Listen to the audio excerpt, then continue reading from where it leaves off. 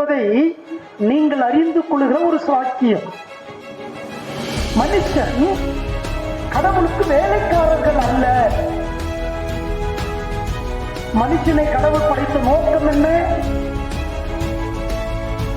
நான் கடவுளுடைய சாயலை தரித்து கடவுளுடைய பண்புகளை இந்த உலகத்துல வெளிப்படுத்த வேண்டும். கடவுளோடு இணைக்கப்பட்டவன் தான் மனிதன். மனிதனும் கடவுளும் இணைந்து வாழும்படி கடவுள் மனிதனை படைத்தார். ஆனா மனிதனோ கடவுளை விட்டு பிரிந்தான். நான் கிறிஸ்தவனாய் மாறுவதற்காக அல்ல, கிறிஸ்துவை போல மாறுவதற்காக கிறிஸ்து என்னை அழைத்திருக்கிறார். சாத்தான் ஒரு தந்திரத்தை நமக்கு விதைத்திருக்கிறான். பரிசுத்தமா இருக்கலாமே, பரிசுத்தமா இருங்களே, அப்படி சொல்லல.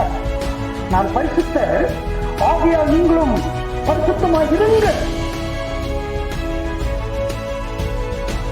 பாவத்தை தவிர்த்து உங்களால் வாழவே முடியாது. சாத்தான் பல ரூபங்களிலே உங்களை வஞ்சிக்க முடியும். பாவம் பல ரூபங்களிலே உங்களை சந்திக்க முடியும்.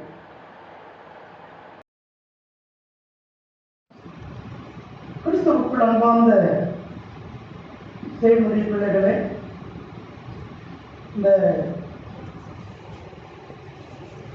இந்த காலவேளையிலே உங்கள் யாவரையும் நான் ஆண்டவரும் இரட்சகரமாய் இருக்கிற இயேசு கிறிஸ்துவின் பரிசுத்த நாமத்தினாலே உங்களை வாழ்த்தி நான் வரவேற்கிறேன்.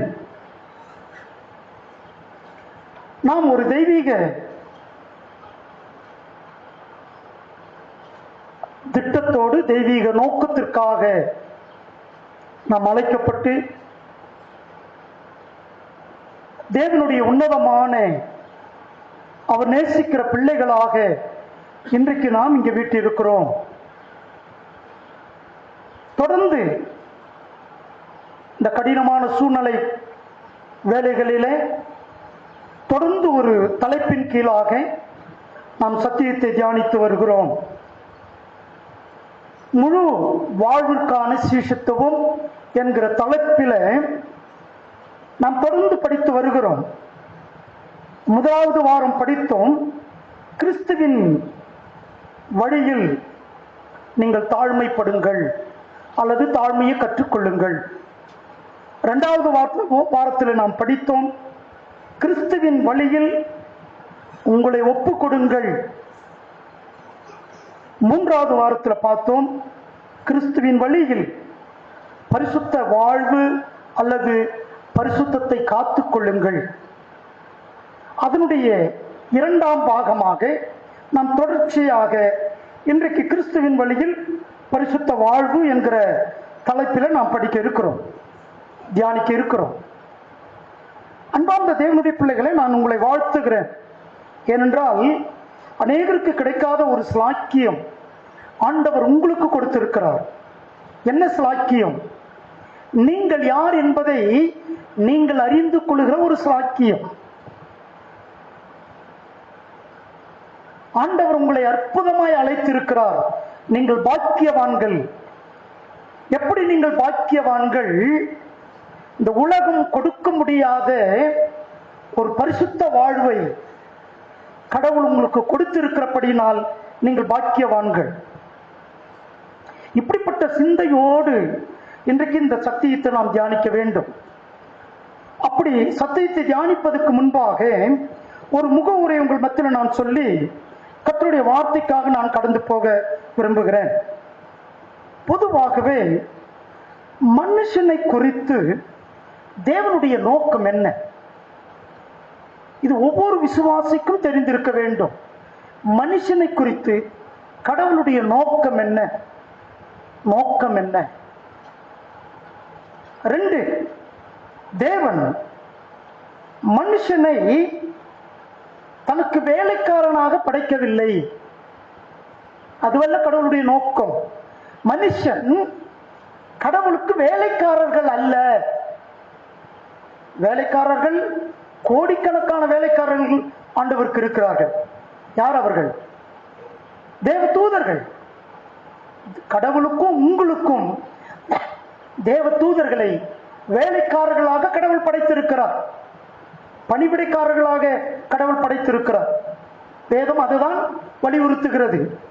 அப்படியானால் நீங்களும் நானும் தேவனுடைய வேலைக்காரர்களாக படைக்கப்படவில்லை, தேவனுடைய சாயலிலே அவருடைய பிள்ளைகளாக படைக்கப்பட்டு இருக்கிறோம். அப்படி என்றால் மனுஷனை கடவுள் படைத்த நோக்கம் என்ன? கடவுளுடைய பண்புகளை நான் இந்த உலகத்தில் வெளிப்படுத்த வேண்டும், நான் கடவுளை போல வாழ வேண்டும். ஆதாமை அந்த நோக்கத்திற்காக தான் கடவுள் படைத்தார். கடவுளுடைய பண்புகளை வெளிப்படுத்த வேண்டும். 3, வேதம்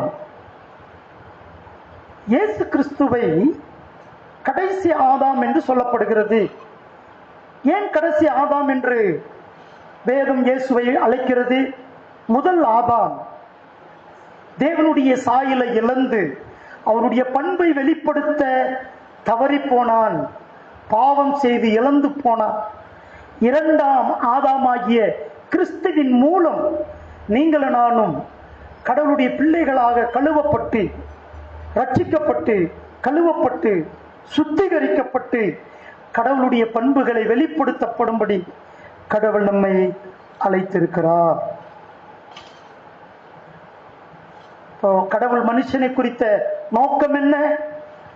நான் கடவுளுடைய சாயலை தரித்து கடவுளுடைய பண்புகளை இந்த உலகத்தில் வெளிப்படுத்த வேண்டும். இந்த இருளான உலகத்தில் என்னுடைய பண்புகளின் வாழ்க்கை ஒளியாக மாற வேண்டும். பாவமுள்ள இந்த சமுதாயத்தில் பரிசுத்தம் என்கிற வாழ்வை இந்த உலகத்துக்கு நான் வெளிப்படுத்த வேண்டும். இதற்காக தான் கடவுள் என்னையும் உன்னையும் தெரிந்து கொண்டார். கடவுள் படைக்கும் போதே ஒரு உண்மையை நமக்கு வெளிப்படுத்துகிறார். படைப்பில ஒரு உண்மை. என்ன உண்மை தெரியுமா? கடவுள் மண்ணை படைத்தார், மண்ணை சார்ந்து வாழ மரத்தை படைத்தார்.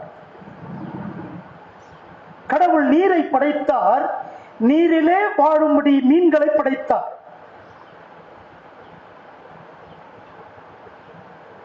கடவுள் மனிதனை படைத்தார், கடவுளும் மனிதனும் இணைந்து படைத்தார்.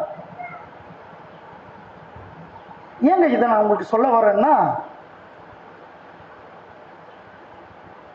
மண் இல்லாமல் மரம் வாழ முடியாது, மரம் இல்லாமல் மண் இருக்கும், மரம் இல்லாமல் மண் இருக்கும், அது உயிரோடு இருக்கும். ஆனா மண் இல்லாமல் மரம் உயிரோடு வாழ முடியாது.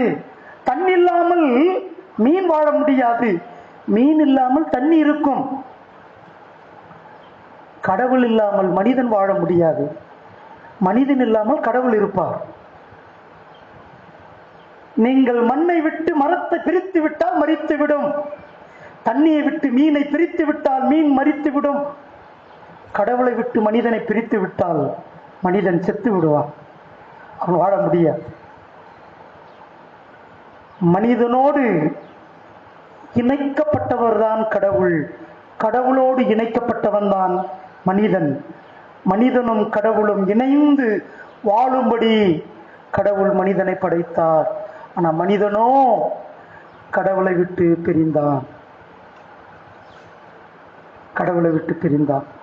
கடவுளை விட்டு பாவம் செய்தபடினால் கடவுளை விட்டு பிரிக்கப்பட்ட மனிதனை 2ஆம் ஆதாமாகிய கிறிஸ்து, முதல் ஆதாமின் பாவத்தினாலே பிரிக்கப்பட்ட நம்முடைய பாவிகளாகிய மனிதர்களை 2ஆம் ஆதாமாகிய கிறிஸ்துவின் பரிசுத்த வாழ்க்கையின் மூலமும் அவருடைய மரணத்தின் மூலமும் அவருடைய உயிர்த்தெழுதலின் மூலமும் கடவுளோடு கூட மீண்டும் நம்ம இணைத்திருக்கிறார். கடவுளோடு நம்ம இணைத்திருக்கிறார். ஏன் கடவுளோடு இணைத்திருக்கிறார்? நீங்களும் நானும் வாழும்படி. எப்படி வாழும்படி? இயேசுவை போல வாழும்படி, கடவுளுக்காக வாழும்படி, கடவுளுடைய பண்பை வெளிப்படுத்த வாழும்படி கடவுள் நம்ம இணைத்திருக்கிறார். அருமையான தேவனுடைய பிள்ளைகளை, நீங்கள் ஒரு உண்மையை சிந்திக்க வேண்டும்.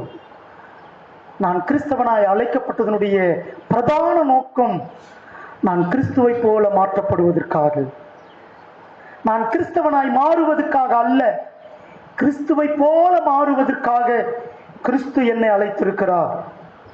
இந்த உன்னதமான நோக்கத்தை நீங்கள் உங்க வாழ்க்கையில நீங்கள் உணர்ந்து ஒவ்வொரு வார்த்தையும் செயலும் தெய்வ பயத்தோடு நாம் பேச வேண்டும், செயல்பட வேண்டும். இந்த உலகத்தாருங்க எப்படி வேணாலும் பேசலாம், அவர்கள் எப்படி வேணாலும் வாழலாம். ஏன் ஏன் அப்படி வாழலாம்?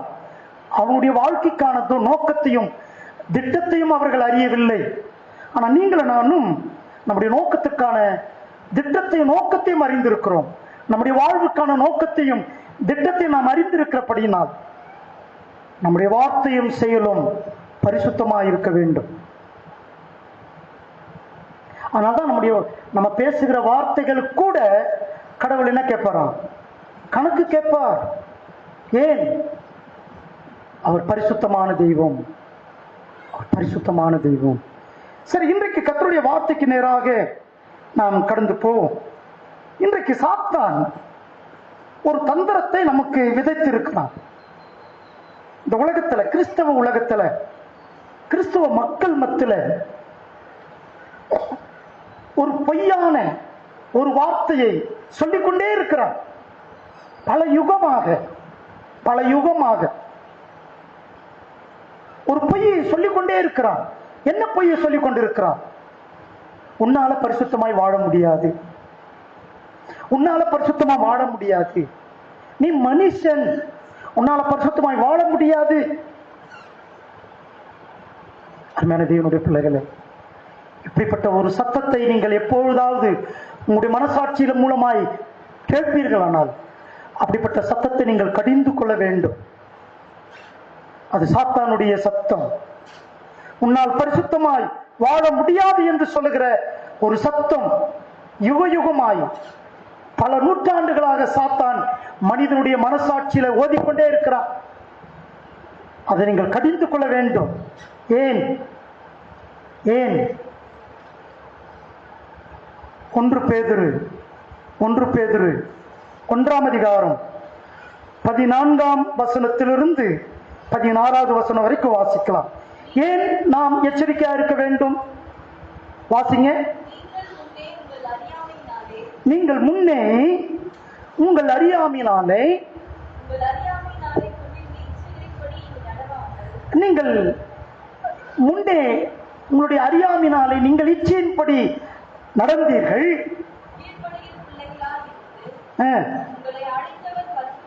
இப்பொழுது நீங்கள் கீழ்ப்படுகிற பிள்ளைகளாக இருந்து உங்களை அழைத்தவர் பரிசுத்தராய் இருக்கிறது போல நீங்களும் உங்கள் நடத்தையில் எல்லாவற்றிலும்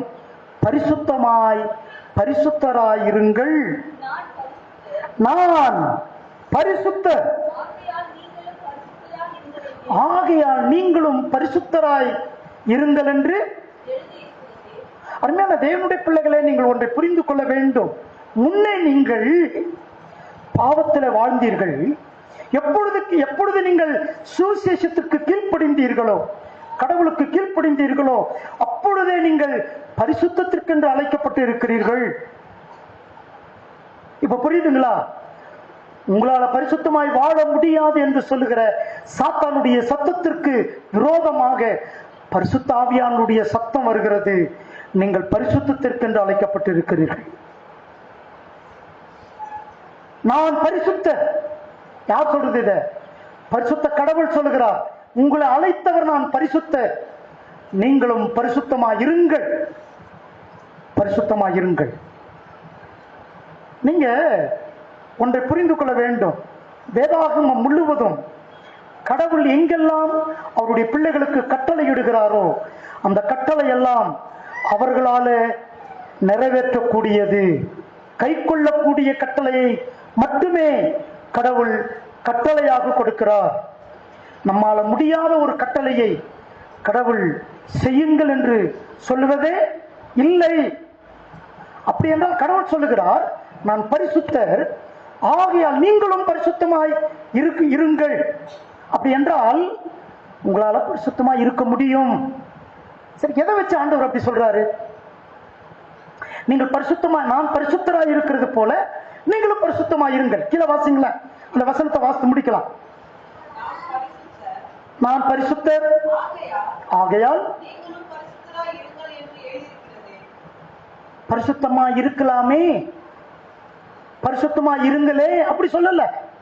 நான் பரிசுத்தர் ஆகையால் நீங்களும் பரிசுத்தமா இருங்கள்.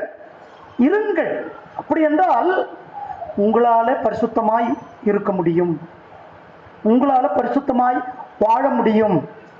ஏன் உங்களால பரிசுத்தமாய் வாழ முடியும்? எதன் அடிப்படையில் கடவுள் அந்த கட்டளையை கொடுக்கிறார்? மனிதர்களாகிய உங்களை, ஆதாமை நான் படைத்த போது, மனிதனாகிய ஆதாமை நான் படைத்த போது நான் அவனை பரிசுத்தமாய் படைத்தேன். ஏன் அவனை பரிசுத்தமாய் படைத்தேன்? அவன் பரிசுத்தமாய் வாழும்படியாய் படைத்தேன்.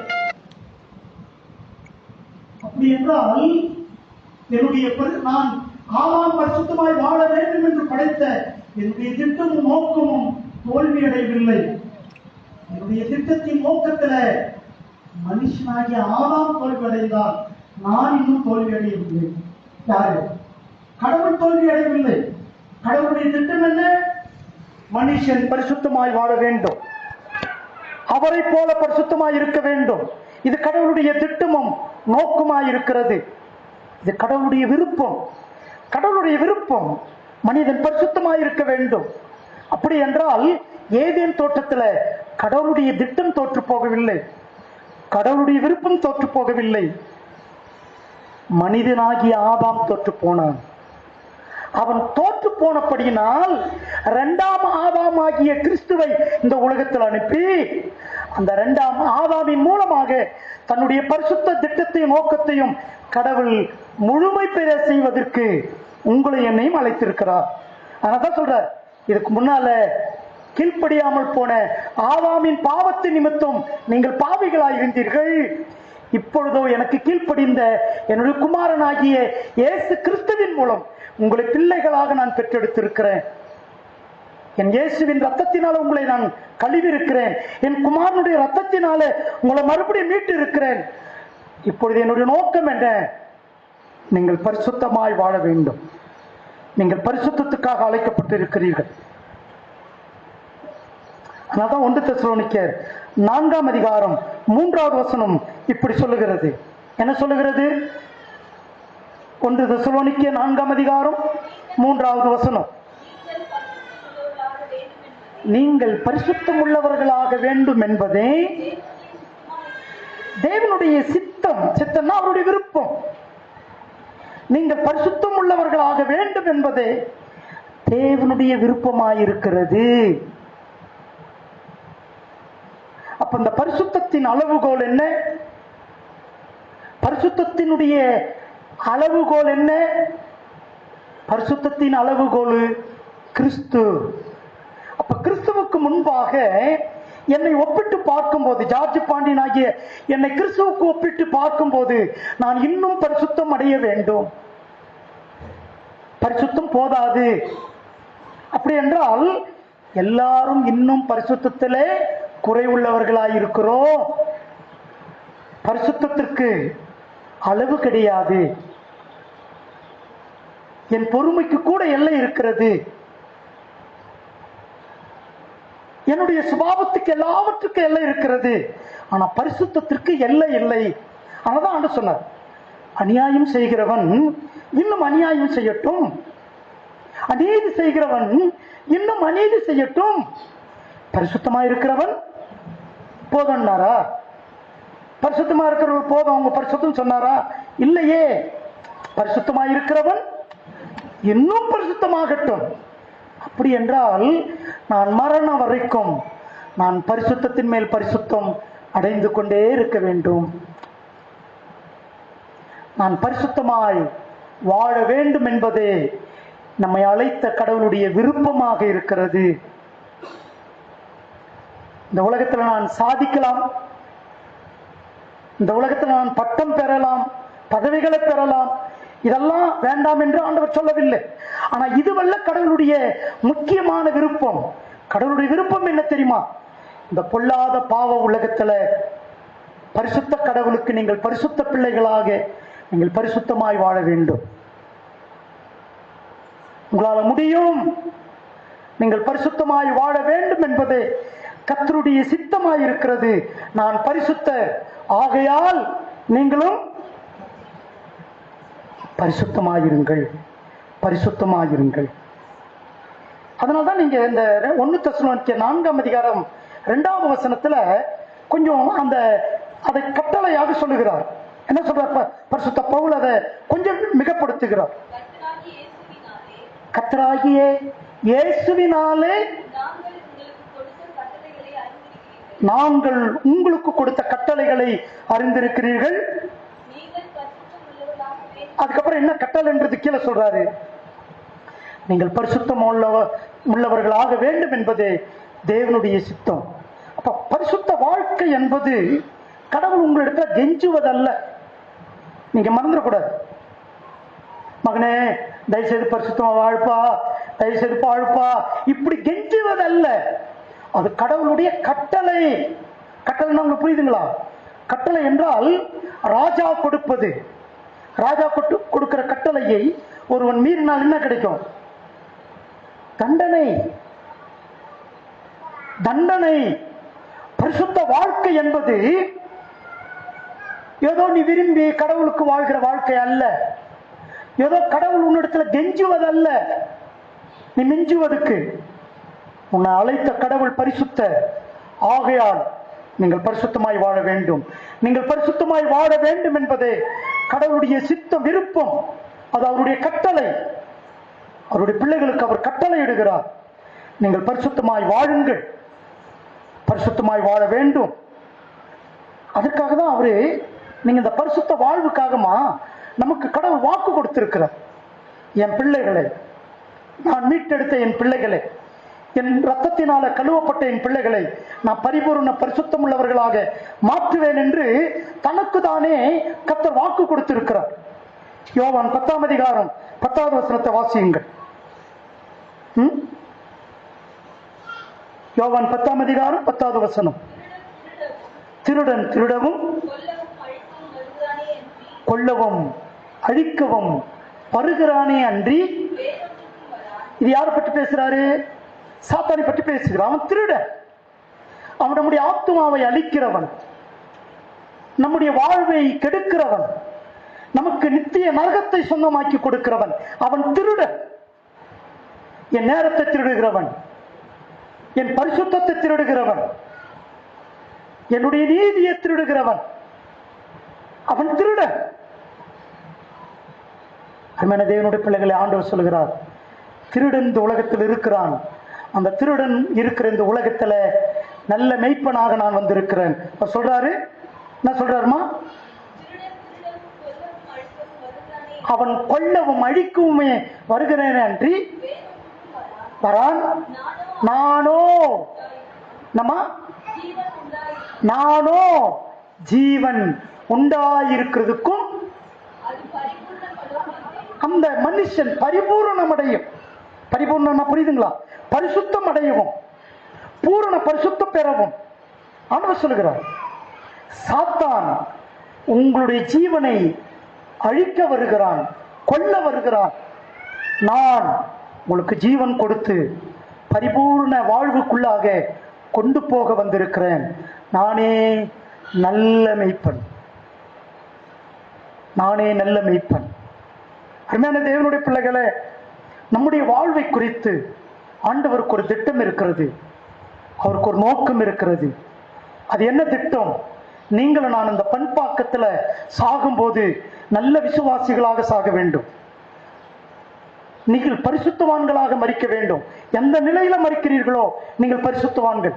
நீங்கள் மரிக்கும் போது கர்த்தரை உணர்கிற உணர்விலே, கடவுளோடு கூட இருக்கிற உறவிலே, கடவுளோடு இருக்கிற பயத்துல, கடவுளோடு கூட இருக்கிற அன்பிலே நீங்கள் மரிப்பீர்கள். ஆனால் நீங்கள் பரிசுத்தவான்கள்.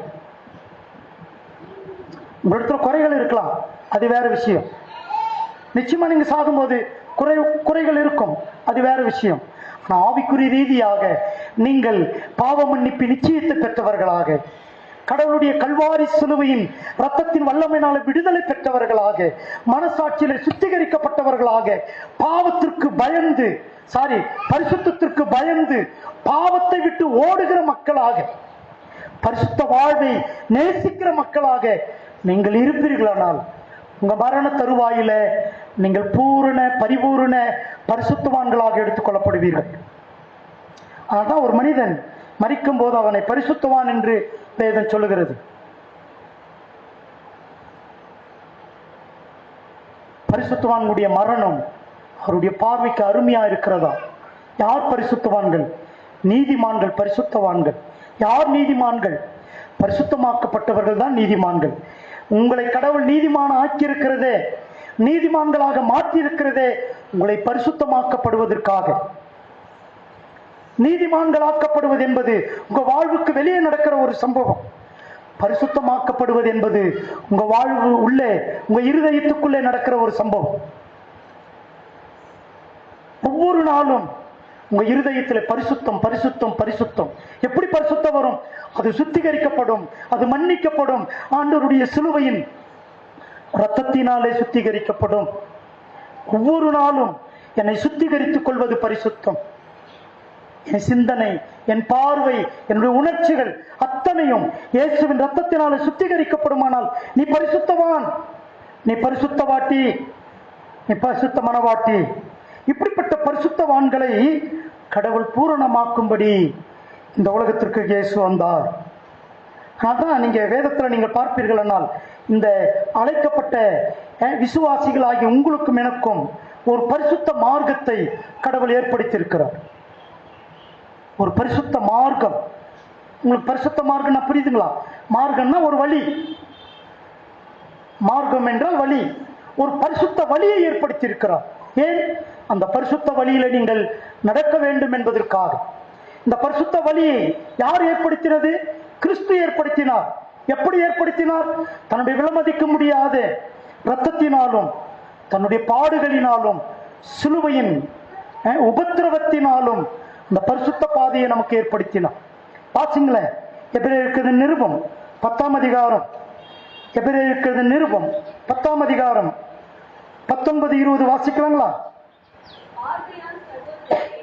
ஆகையால் சகோதரரே,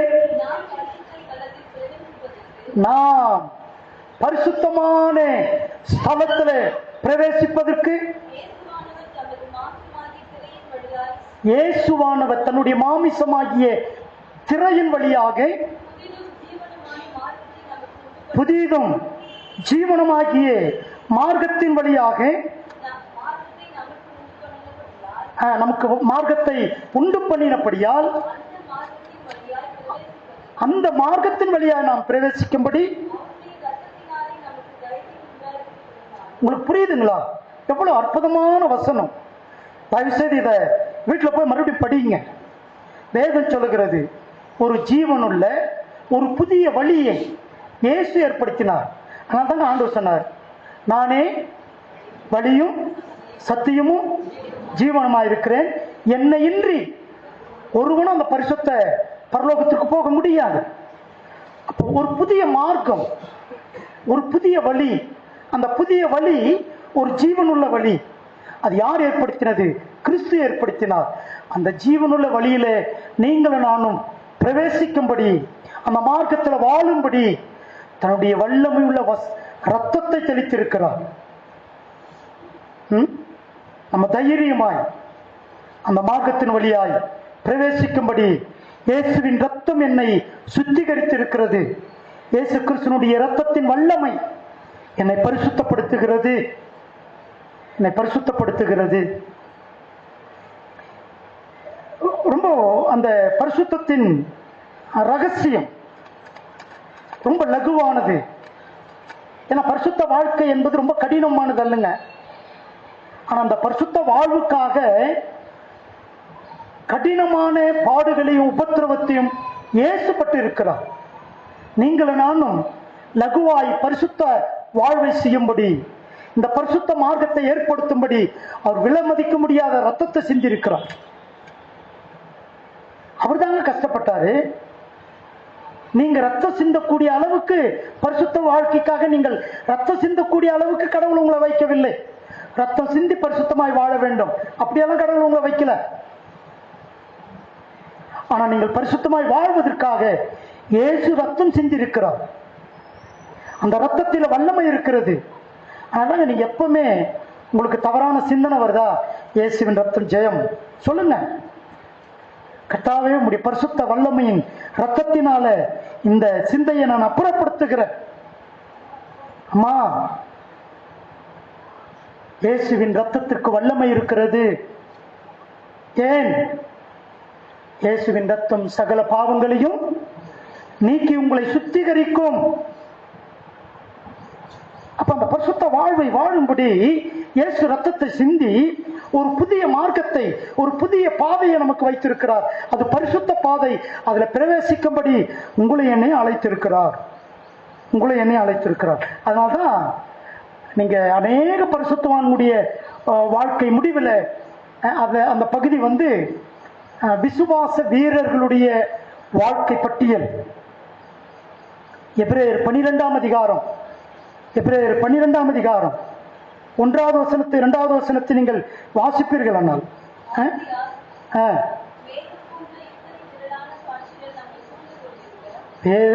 நமக்கு இத்தனை திரளான சாட்சிகள் சூழ்ந்திருக்க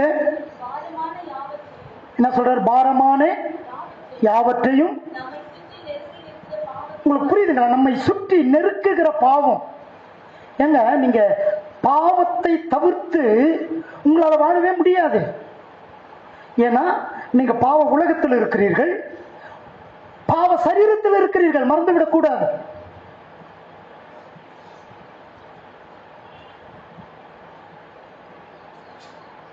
இந்த பாவத்தை உங்களால தவிர்த்து இந்த உலகத்தில் நீங்கள் வாழவே முடியாது.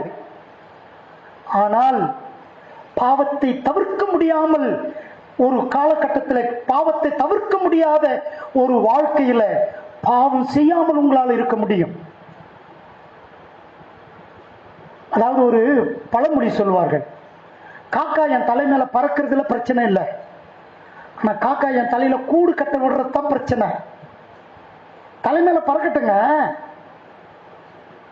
நம்மளை சுற்றிலும் இருக்கிற பாவம் செய்யட்டும். நம்மளை சுற்றிலும் பாவம் இருக்கிறது, என் பார்வையில பாவம் வருது, என்னை சுற்றிலும் பாவ உலகம் பாவத்தை செய்கிறது நான் பார்க்கிறேன். அதெல்லாம் நீ தவிர்க்க முடியாது. ஏன் தவிர்க்க முடியாது? நீதான் பாவத்துக்கு செத்து இருக்கிய தவிர உன் பாவம் இன்னும் சாகல. நீ பாவத்துக்கு செத்து விட்டாய், ஆனால் உன் பாவம் இன்னும் உயிரோடு இருக்கிறது. பாவத்தை உன்னால தவிர்க்கவே முடியாது, ஆனால் பாவம் செய்யாமல் உங்களால் இருக்க முடியும்.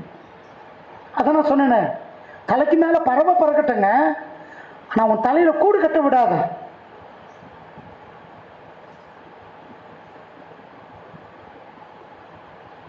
ஒரு பொண்ணு போதா பாரு, பிரச்சனையே கிடையாது, போன பிறகு திரும்பி பார்க்காத, அதான் பிரச்சனை. ஏன்னா உன் பிரச்சனை, உன் சிந்தையில அவன் விதைச்சிட்டான்னு அர்த்தம். மறந்துடாதீங்க, சாத்தான் ஒரு தவறான ஆசையை, தவறான திட்டத்தை உங்க சிந்தையில விதைத்து விட்டால் அன்றைக்கே நீங்கள் இயேசுவின் ரத்தத்தினால அதை அழித்து விட வேண்டும். நீங்க அழிக்கலன்னா விதைத்த சாத்தான் கூட தூங்கி விடுவான், ஆனா விதைத்த விதை தூங்காது. இன்னைக்கு இல்லைன்னா கூட என்னைக்கு இருந்தாலும் ஒரு நாளைக்கு அது முளைக்கும். நீங்க என்னைக்கோ ஒரு நாள் பார்த்திருப்பீங்க பீச்சில், அது ஒரு வருஷத்துக்கு அப்புறம் கூட வரும் வெளியே, அது உயிரோடு இருக்கும்.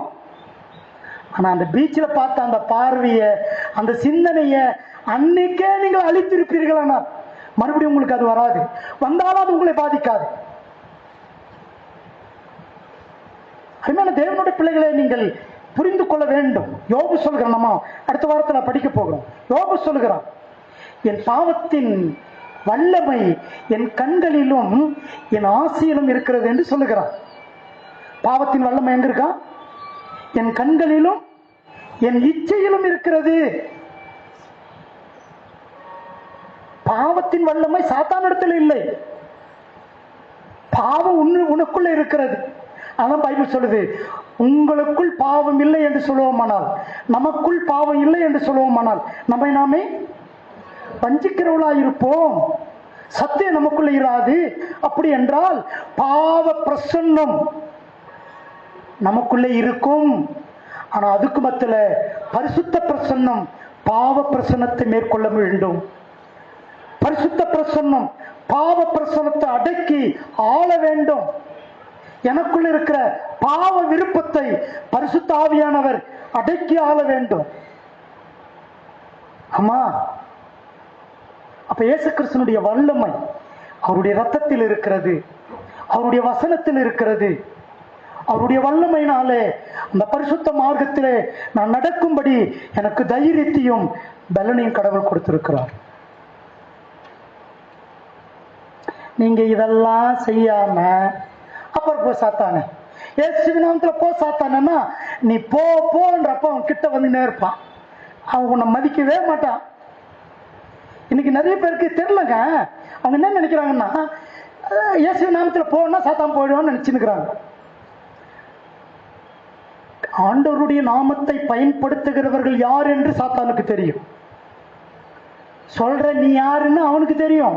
இயேசுவின் நாமத்துல போன்னு சொன்னா அவன் போறவன் கிடையாது.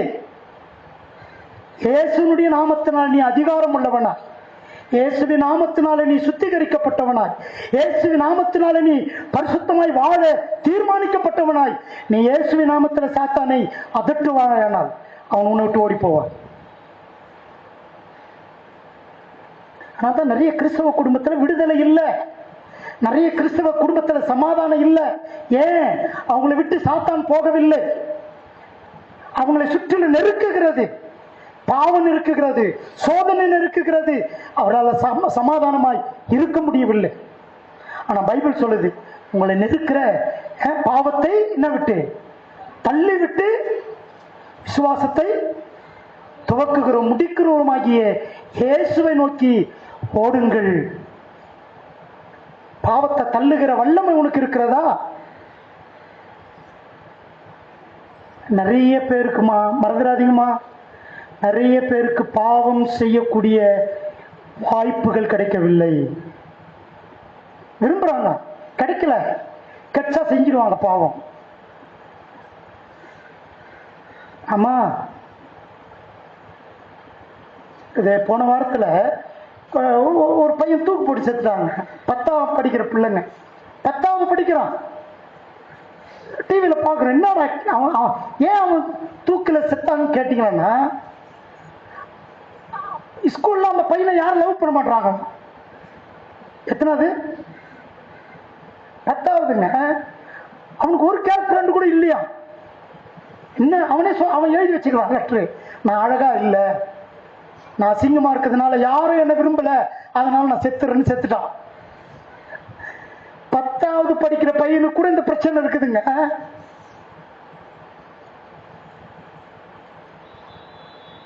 ஏங்க, லேடிஸ் பிரச்சனை இயேசுநாதருக்கு இருந்திருக்காதுன்றீங்களா? இயேசுநாதருக்கு இருந்துச்சு. நீங்க அப்படி இல்லைன்னு சொல்லுவீங்களான்னா அவர் உணர்ச்சற்றவராக இருந்திருக்கணும். அப்ப அவர் மனிதன் கிடையாது, அவர் கடவுளாக மட்டும்தான் இருந்திருக்கணும். அவர் பூரண மனுஷன். அவருக்கு எல்லா பிரச்சனையும் உங்களுக்கு என்னென்ன இருந்துச்சோ அத்தனை இருந்துச்சு. ஆனா அவருக்கு வந்த சோதனைகள் அத்தனையும் அவருக்கு வெளியே இருந்து வந்துச்சு. அதை அவர் மேற்கொண்டார். அவருடைய இருதயத்திலையும் சிந்தையிலும் அதுக்கு இடம் கொடுக்கவில்லை. இப்ப என்ன பிரச்சனை? உங்களுக்கு வெளியிலிருந்து மட்டும் இல்லை அழுத்தம், இப்ப உள்ள கூட இருக்குது. உனக்கு எனக்கும் உள்ள பிரச்சனை, உள்ள இருக்குது பிரச்சனை. ஏசுநாதருக்கு உள்ள பிரச்சனை இல்லை. ஏன்னா அவர் பிறந்ததிலிருந்து அவர் பாவத்திற்கு இடம் கொடுக்கவில்லை. அதனால அவருடைய உள்ளத்துல பாவம் பிரவேசிக்க முடியவில்லை. ஆனா உங்களுக்குள்ளும் எனக்குள்ளும் பாவம் உள்ளவும் இருக்குது, நம்மளை சுற்றிலும் இருக்கிறது. இதை ஜெயிப்பதற்கு ஒரே ஒரு வழி, நம்மை நெருக்குகிற இந்த பொல்லாத பாவ உலகத்திலிருந்து பாவத்தை தள்ளுவதற்கு நமக்கு பலன் வேண்டும். அந்த பலன் இயேசுவின் ரத்தத்தினால மட்டுமே, கர்த்தருடைய வசனத்தினால் மட்டுமே கிடைக்கும். கர்த்தருடைய வசனத்தை சார்ந்து கொள்வதினாலும் இயேசுவின் ரத்தத்தினாலே நம்மை சுத்திகரித்துக் கொள்வதினாலும் பாவத்தை தள்ளிவிட்டு ஒரு புதிய மார்க்கத்தை நோக்கி நம்மளால ஓட முடியும்.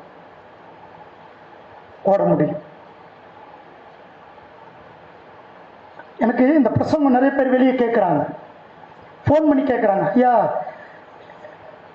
ஒரு பொண்ணுக்கு இந்த பிரசங்கமே புரியலையா.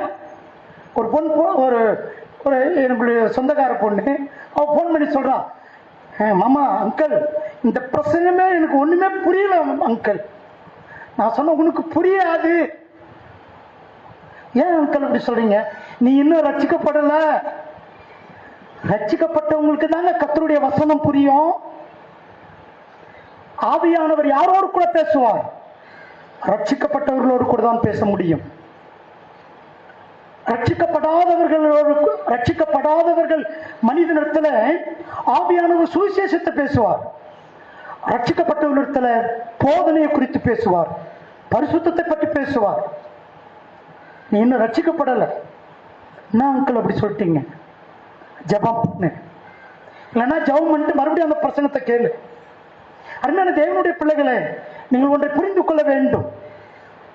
பரிசுத்த வாழ்வு என்பது கடவுளுடைய கிருபையினாலும் அவருடைய வல்லமையினாலும் லகுவான காரியம். நம்மால ஆவியானுடைய வல்லமை, ஆவியானுடைய நிரப்புதல், அபிஷேகம் நம்மிடத்தில் நிலைத்திருக்கும் வரைக்கும் நம்மால பரிசுத்தமாய் வாழ முடியும்.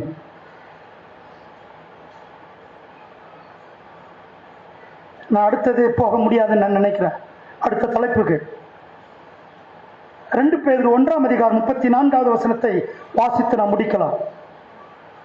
2 பேதுரு 1 34 வசனம் இருக்கா? 1 பேதுரா பாருங்க, 1 பேதுரு 1:34.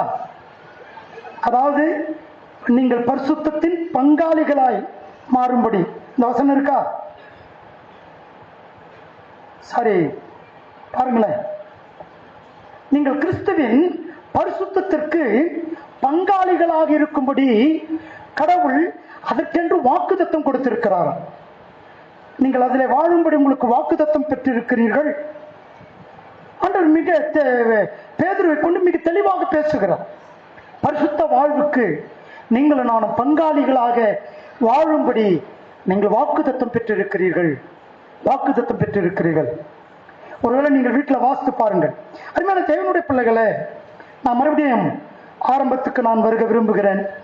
கடவுள் நம்மை அழைத்த நோக்கம் என்ன? நம்மை ரட்சித்ததுக்கான நோக்கம் என்ன? நீங்கள் கிறிஸ்துவை போல மாற வேண்டும். நீங்கள் பரிசுத்தமாய் வாழ வேண்டும். நீங்கள் பரிசுத்தத்தின் மேல் பரிசுத்தம் அடைய வேண்டும். ஏன்? நம்மை அழைத்தவர் பரிசுத்த, ஆதலாலே நீங்களும் நானும் பரிசுத்தமாய் இருக்க வேண்டும். அதுதான், நீங்களும் நானும் பரிசுத்தமாய் மாறுவதுதான் கிறிஸ்துவை போல மாறுவது. அப்படி மாறுவதின் மூலமாக மட்டுமே நீங்களும் நானும் கடவுளை மகிமைப்படுத்த முடியும். கடவுளுடைய திட்டத்தையும் நோக்கத்தையும் நிறைவேற்ற முடியும். பிரியமானவர்களே, அருமையான தேவனுடைய பிள்ளைகளே, நான் இதோடு முடிக்க விரும்புகிறேன். ஒருவேளை உங்க வாழ்க்கையில தடுமாற்றங்கள், குற்றச்சாட்டுகள்,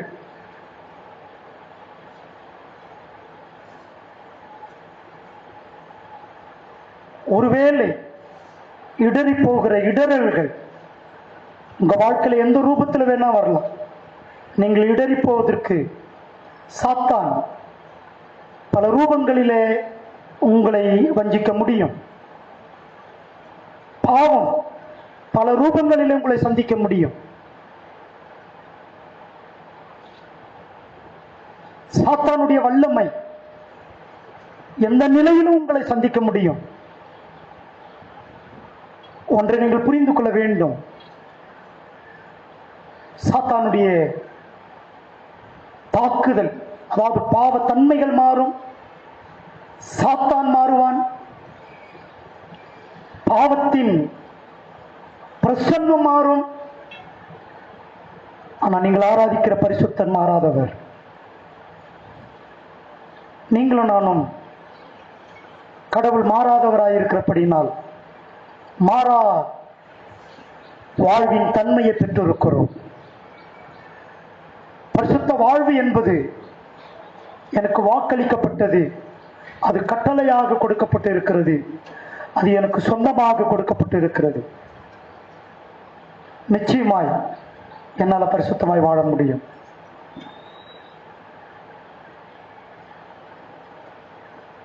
நீங்கள் சொல்லுங்கள், உங்களுடைய பலவீனத்தில் நீங்கள் சொல்லுங்கள், என்னால் பரிசுத்தமாய் வாழ முடியும். உங்க பாவ இயல்பு உங்களை மேற்கொள்ளும் போது சொல்லுங்கள், இயேசுவின் வல்லமையினாலே நான் பரிசுத்தமாய் வாழ முடியும். சாத்தானை பார்த்து சொல்லுங்கள், சாத்தானே, நான் பரிசுத்தத்திற்கென்று அழைக்கப்பட்டு இருக்கிறேன். எனக்குள் இருக்கிற பரிசுத்த ஆவியானவர் நான் பரிசுத்தமாய் வாழ என்னை பலப்படுத்துகிறார். அதனால நீங்கள் கோழைகள் அல்ல, நீங்கள் கோழைகள் அல்ல. நான் ஏற்கனவே உங்களுக்கு சொல்லி இருக்கிறேன், ஒருவேளை நீங்கள் உங்களை கோழைகள் என்று சொல்லுவீர்கள் ஆனால் நீங்கள் பாவிகளாக தான் இருக்க முடியும். பாவிகள் யாரும் பரலோகத்திற்கு போக முடியாது. நீங்கள் கோழைகள் அல்ல. உலகத்தில் இருக்கிறவனை காட்டில் உங்களில் இருக்கிற கர்த்தர் பெரியவர் என்று வாக்குத்தத்தம் பெற்றவர்கள். உனக்கு இருக்கிற கொஞ்ச பலத்தில் நீ போ என்று அனுப்பப்பட்டவர்கள். நீங்கள் கொஞ்ச பலத்தில் உன்னால யுத்தத்தை செய்ய முடியும். இயேசுவின் நாமத்தில் உன்னால மதிலை தாண்ட முடியும். இயேசுவின் நாமத்தினாலே சேனைக்குள்ள பாழ முடியும். இயேசுவின் நாமத்தில் எல்லாவற்றையும் ஜெயம் கொள்ள நீங்கள் வல்லமையை பெற்று இருக்கிறீர்கள். பரிசுத்த பவுல் சொல்கிறார், கிறிஸ்து இயேசுவின் நாமத்தினாலே எல்லாவற்றையும் செய்ய எனக்கு வல்லமை உண்டு. உங்களால முடியும். எல்லாவற்றையும் ஜெயிக்கக்கூடிய வல்லமையை கடவுள் உங்களுக்கு கொடுத்திருக்கிறார். கண்களை மூடி நாம் ஜெபிப்போமா? ஆண்டவரை நோக்கி பார்ப்போமா? ஆண்டு பகுதியில் கர்த்தருடைய வார்த்தை